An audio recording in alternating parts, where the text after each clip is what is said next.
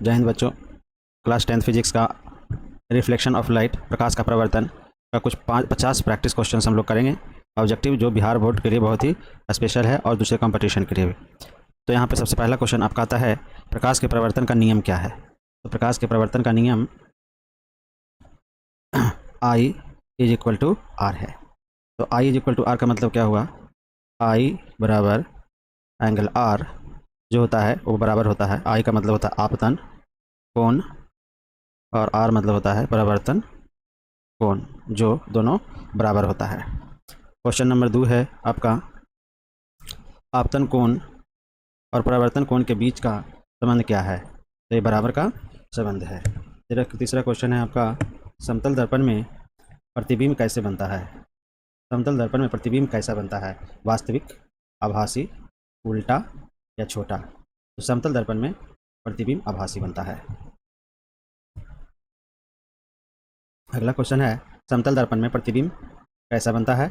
यहाँ पे आपका 4 ऑप्शन है, सीधा, उल्टा, बड़ा या धुंधला।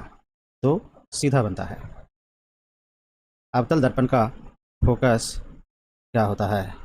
अवतल दर्पण का फोकस कह सकते हैं कि कैसा होता है, काल्पनिक होता है, वास्तविक होता है, या अनंत होता है, या शून्य होता है। जल्दी जल्दी देखिए बच्चों, अवतल दर्पण का फोकस, तो अवतल दर्पण का फोकस वास्तविक होता है। उत्तल दर्पण का फोकस ऐसा होता है, तो उत्तल दर्पण का फोकस जब उसका वास्तविक है तो इसका आभासी होगा। अगला क्वेश्चन है, बहुत इंपॉर्टेंट क्वेश्चन है बच्चों, वक्ता त्रिज्या आर और फोकस दूरी एफ का संबंध बताएं। वक्ता त्रिज्या आर और फोकस दूरी एफ का संबंध बताएं। पहला है आर बराबर एफ होगा, आर बराबर 2f होगा, आर बराबर f/2 होगा, या आर बराबर 3f होगा। तो यहाँ पे बच्चों आर बराबर 2f होगा। आपका अगला क्वेश्चन है, अवतल दर्पण का उपयोग कहाँ होता है। आपका अगला क्वेश्चन है, अवतल दर्पण का उपयोग कहाँ होता है। तो अवतल दर्पण का उपयोग शेविंग मिरर में होता है। उत्तल दर्पण का उपयोग निम्नलिखित में क्या है। तो उत्तल दर्पण का उपयोग निम्नलिखित में क्या है बच्चों। तो गाड़ी के जो पीछे देखने के लिए जो दर्पण लगाया जाता है, ऐनक जो लगाते हैं, वो क्या है, उत्तल दर्पण है। समतल दर्पण में प्रतिबिंब का आकार कैसा होता है। समतल दर्पण में प्रतिबिंब का आकार कैसा होता है। समतल दर्पण में प्रतिबिंब का आकार कैसा होता है। तो इस समतल दर्पण में बच्चों, जिसमें हम लोग डेली अपना चेहरा देखते हैं, उसी को समतल दर्पण कहा जाता है। तो उसमें समान होता है, तो जितनी ऐसा नहीं है कि बड़ा या छोटा होता है। जितना बड़ा वस्तु रहेगा उतना ही बड़ा उसका प्रतिबिंब रहेगा। परिवर्तन किस सतह पर अच्छा होता है। तो परिवर्तन चिकनी सतह पर अच्छा होता है। परिवर्तन किस सतह पे अच्छा होता है। तो परिवर्तन चिकनी सतह पे अच्छा होता है। परिवर्तन के लिए आवश्यक चीज़ें बताइए। परिवर्तन के लिए परिवर्तक सतह चाहिए, प्रकाश भी चाहिए, यानी कि दोनों चाहिए। तो इसका आंसर दोनों हो जाएगा। अगला क्वेश्चन है बच्चों, अवतल दर्पण में अनंत से आने वाली किरणें कहाँ मिलती है। अवतल दर्पण में अनंत से आने वाली किरणें कहाँ मिलती है। तो इसका सही उत्तर है फोकस पर। इसका सही उत्तर है फोकस पर। उत्तल दर्पण में प्रतिबिंब हमेशा होता है। उत्तल दर्पण में प्रतिबिंब हमेशा होता है। उत्तल दर्पण में प्रतिबिंब हमेशा होता है, तो इसका उत्तर आभासी होगा। परावर्तन में किरणें किस तल में रहती है। परावर्तन की किरणें किस तल में रहती है। परावर्तन में किरणें किस तल में रहती है, एक ही तल में रहती है। अगला क्वेश्चन है बच्चों, दर्पण का सूत्र क्या है। दर्पण का सूत्र 1/f बराबर 1/v प्लस 1/u होता है। क्वेश्चन नंबर 17 है, दर्पण का आवर्धन सूत्र क्या है। आवर्धन सूत्र क्या है। तो बच्चों इसका आवर्धन सूत्र है v/u। तो v क्या है बच्चों, प्रतिबिंब की दूरी, प्रतिबिंब दूरी बटा u जो है आपका वस्तु की दूरी, है ना। प्रतिबिंब की दूरी बटा वस्तु की दूरी। अगला क्वेश्चन है, अवतल दर्पण में वस्तु फोकस पर हो तो प्रतिबिंब कहाँ बनता है। अवतल दर्पण में वस्तु फोकस पर हो तो प्रतिबिंब कहाँ बनता है। प्रतिबिंब अनंत पर बनता है। अगला क्वेश्चन है, दर्पण का केंद्र क्या कहलाता है बच्चों। तो दर्पण का केंद्र वक्रता कहलाता है। पोल कहाँ होता है। तो पोल जो होता है दर्पण के मध्य में होता है। समतल दर्पण में दूरी, समतल दर्पण में दूरी का क्या मतलब है? समतल दर्पण में दूरी यानी कि वस्तु की दूरी और प्रतिबिंब की दूरी क्या होती है? तो दोनों की दूरी जो होती है बच्चों वो बराबर होती है। समतल दर्पण में जितना दूर पे आप वस्तु रखेंगे उतना ही दर्पण से पीछे आपको प्रतिबिंब दिखाई देगा। तो इसकी दूरी और इसकी दूरी दोनों क्या होती है? बराबर होती है, प्रतिबिंब की दूरी। अवतल दर्पण में प्रतिबिंब कब वास्तविक होता है?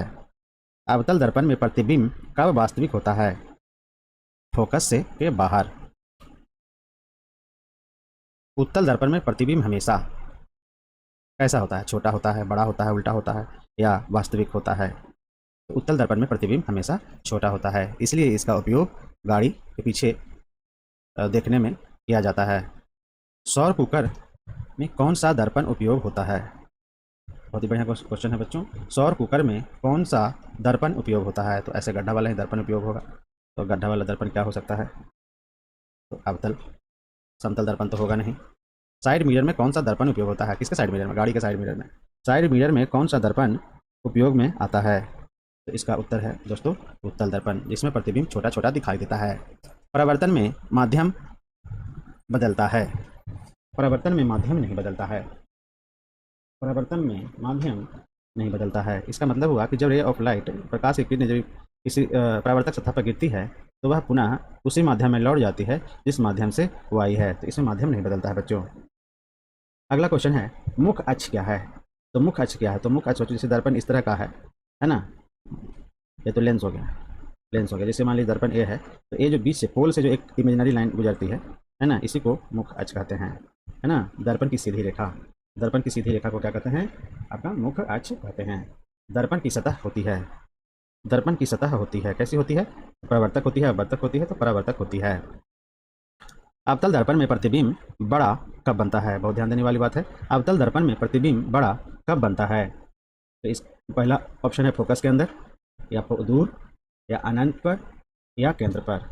तो इसका आंसर है फोकस के अंदर। अगर अवतल दर्पण में वस्तु फोकस के अंदर रहेगा तो प्रतिबिंब बड़ा बनेगा। दर्पण में उल्टा प्रतिबिंब कब बनता है? बहुत अच्छा क्वेश्चन है, देख लीजिए। उल्टा प्रतिबिंब कब बनता है? उल्टा प्रतिबिंब कब बनता है? जब बनता है जब प्रतिबिंब वास्तविक हो। जब प्रतिबिंब वास्तविक हो तो प्रतिबिंब उल्टा बनता है।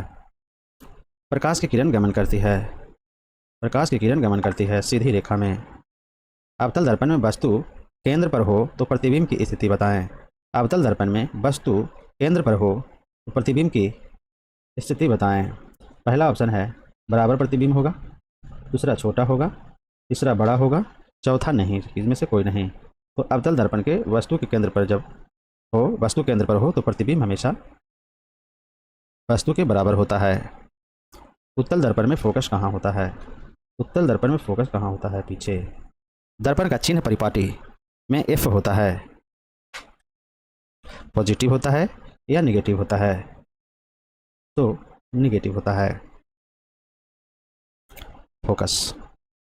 प्रतिबिंब दूरी किससे दर्शाया जाता है? प्रतिबिंब की दूरी किससे दर्शाया जाता है? तो प्रतिबिंब की दूरी अभी हम लोग पढ़े हैं, भी से दर्शाया जाता है। तो फिर वस्तु दूरी किससे? तो वस्तु दूरी यू से दर्शाया जाता है बच्चों।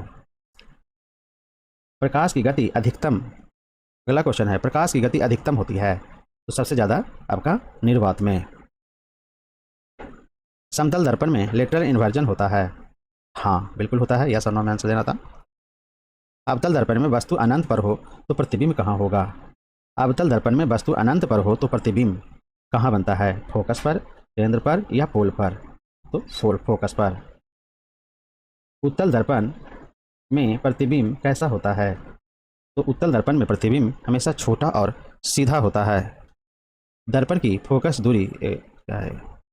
दर्पण की फोकस दूरी बराबर फार्मूला क्या होता है?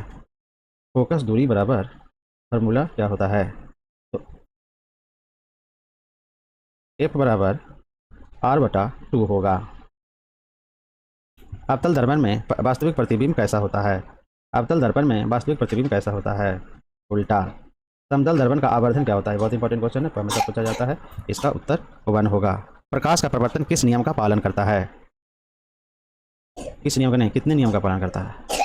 प्रकाश का परावर्तन कितने नियम का पालन करता है? तो 2 नियम का पालन करता है।